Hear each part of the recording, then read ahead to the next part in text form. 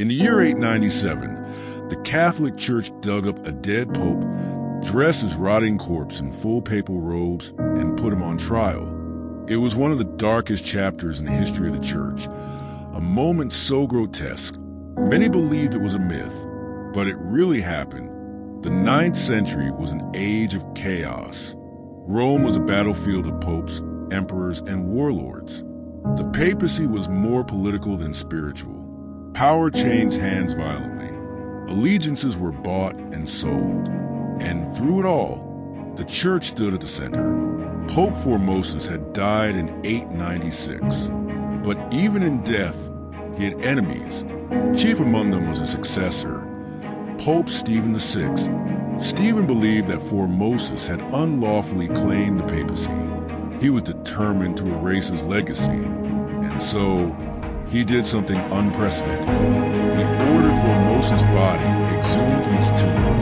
The corpse, bloated and decomposing, was dressed in full papal regalia, robes, ring, mitre, and placed upright on a throne inside the Lateran Basilica. A synod, a formal ecclesiastical trial, was convened. It came to be known as the Cadaver Synod. The charges: perjury, coveting the papacy, violating canon law by becoming bishop of multiple cities. The dead man was given a defense. A deacon was forced to stand beside the body and answer questions on his behalf. The trial was a grotesque spectacle. Pope Stephen shouted accusations. Priests recited charges. The corpse sat motionless, silent, and yet it was found guilty. The synod declared that all of Formosus' acts as pope were invalid. His appointment of bishops was overturned. His papacy was erased from the records. As punishment, his corpse was stripped of the papal garments. The 3 fingers used for blessings were cut off. The body was dragged to the streets of Rome and buried in an unmarked grave. But rumors began to spread. Some said the body had performed miracles. Others whispered that Pope Stephen was cursed.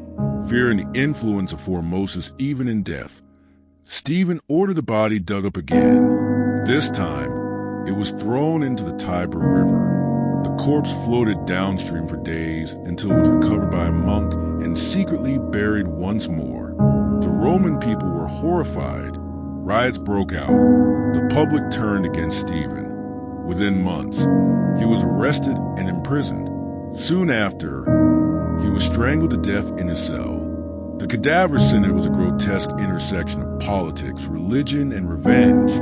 It exposed the rot of the heart of the Church's leadership, a time when power outweighed faith and fear outweighed mercy.